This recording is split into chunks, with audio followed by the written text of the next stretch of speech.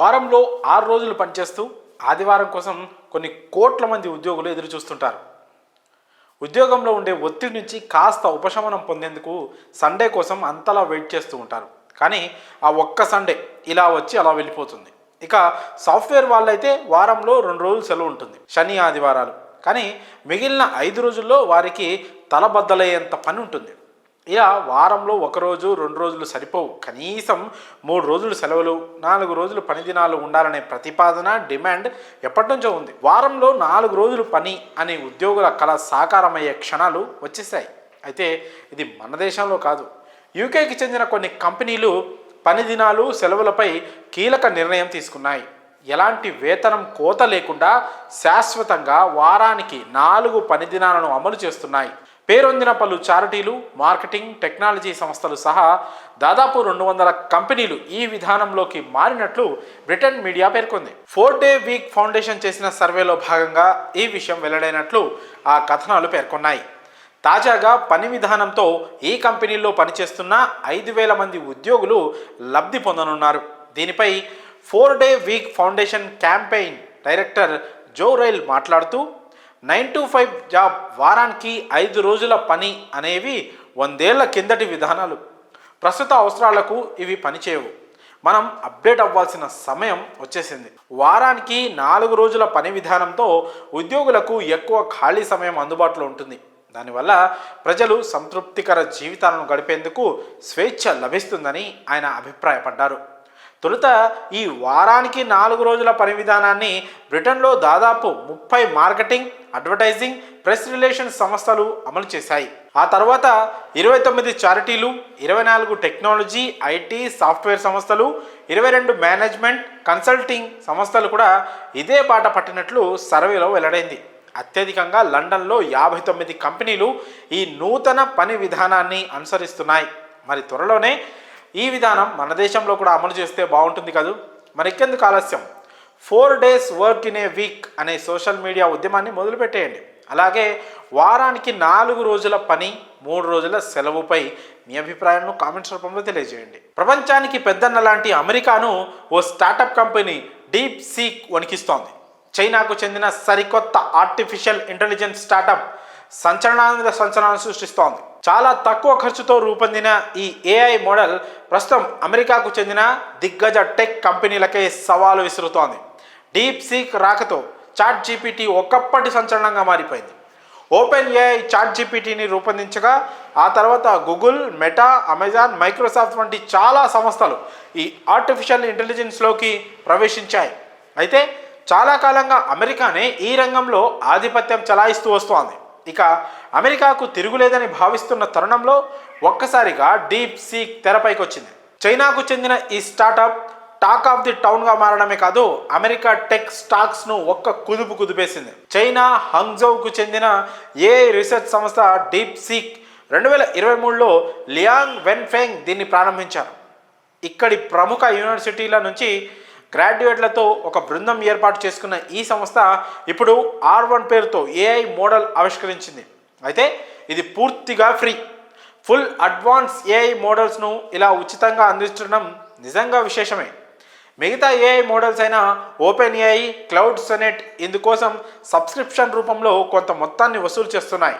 కానీ deep seek అలాంటిదేం వసూలు చేయడం లేదు. వినియోగదారులకు పూర్తి ఉచితంగా అందుబాటులో ఉంది. భవిష్యత్తు ఏఐ టూల్స్దే అని భావిస్తున్న టెక్ కంపెనీలు వాటిపై భారీగా ఖర్చు చేస్తున్నాయి. తమ బడ్జెట్లో వీటి కోసం ప్రత్యేకంగా నిధుల్ని కూడా కేటాయిస్తున్నాయి. ఇప్పటికే లేటెస్ట్ ఏఐ మోడల్స్ తయారీ కోసం గూగుల్, ఓపెన్ ఏఐ, మైక్రోసాఫ్ట్ వంటి సంస్థలు $1 బిలియన్ కొద్దీ ధారపోస్తున్నాయి. ఈ సమయంలో డీప్ సీక్ కేవలం $6 మిలియన్ ఏఐ మోడల్ను రూపొందించింది. ఇతర కంపెనీలు దీనికంటే దాదాపు 30 రెట్లు ఎక్కువ ఖర్చు చేస్తున్నాయి. ఓపెన్ ఏఐ 01 మోడల్తో పోలిస్తే కోడింగ్, రీజనింగ్, మ్యాథమెటిక్స్ వంటి అంశాల్లో సమాన పనితీరును కనబరిచింది. ఇప్పుడు దీన్ని వాడిన వారు ఇతర ఏఐ మోడళ్ల కంటే మెరుగైన పనితీరు కనబరుస్తుందని చాలామంది సోషల్ మీడియాలో పోస్ట్ చేయడంతో డీప్ సీక్ గురించి పెద్ద ఎత్తున చర్చ నడుస్తోంది. యాపిల్ యాప్ స్టోర్లో కూడా డీప్ సీక్ దూసుకెళ్తోంది.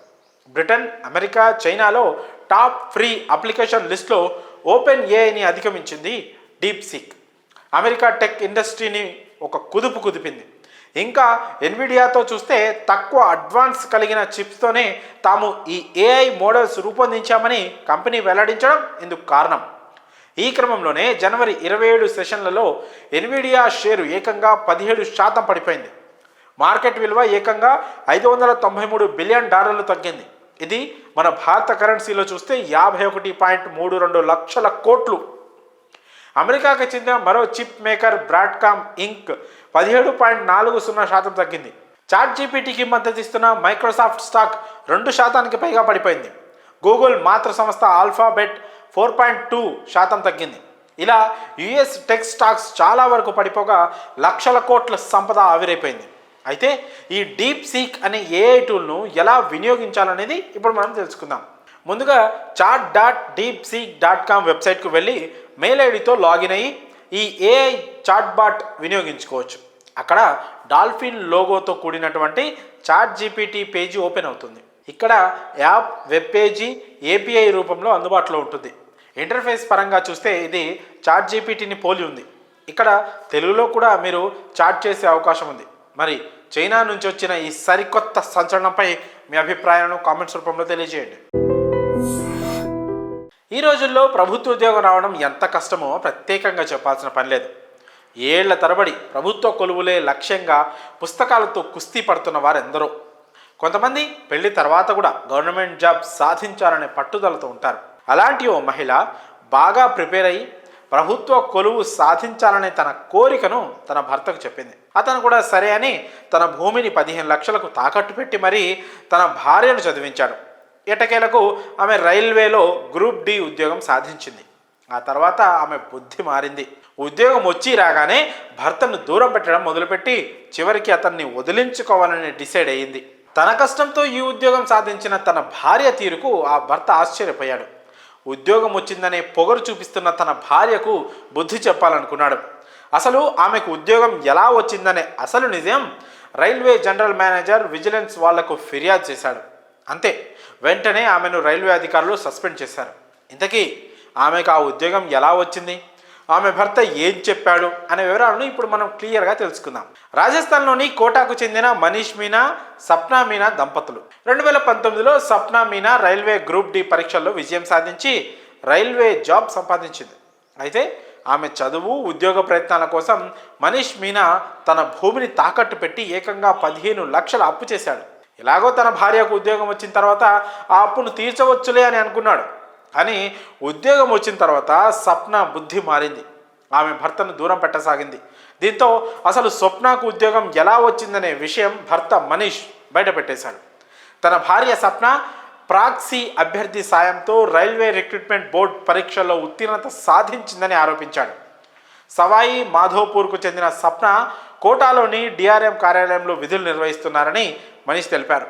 ఆమె చదువు కోసం తన భూమిని తనఖా పెట్టి 15 లక్షలు అప్పు తీసుకున్నట్లు, 2019లో గ్రూప్ డి పోస్టుల కోసం రైల్వే రిక్రూట్మెంట్ బోర్డు అజ్మీర్ పరీక్ష కోసం ఆన్లైన్లో దరఖాస్తు చేసిందని, సప్నా కోసం పరీక్ష రాయడానికి తన బంధువుల్లో ఒకరైన అభ్యర్థిని ఏర్పాటు చేసినట్లు మనీష్ పేర్కొన్నాడు.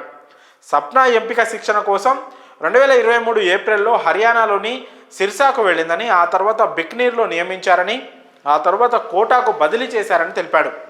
కోటాలో పోస్టింగ్ పొందిన తర్వాత కూడా సప్న 2 నెలల క్రితమే తనను విడిచిపెట్టిందని చెప్పాడు. పరీక్షలో జరిగిన అవకతవకలపై Manish DRM, Bhimganj Mandi police station, west central railway general manager మరియు విజిలెన్స్కు ఫిర్యాదు చేశాడు. సప్నాను సస్పెండ్ చేసినప్పటికీ రైల్వే ఆమెను సర్వీస్ నుండి తొలగించాలని మనీష్ కోరుతున్నాడు. పరీక్షా సమయంలో ఉపయోగించిన వేలిముద్రలు, ఫోటోలు, ఇతర పత్రాలను కూడా తనిఖీ చేయాలని మనీష్ డిమాండ్ చేస్తున్నాడు.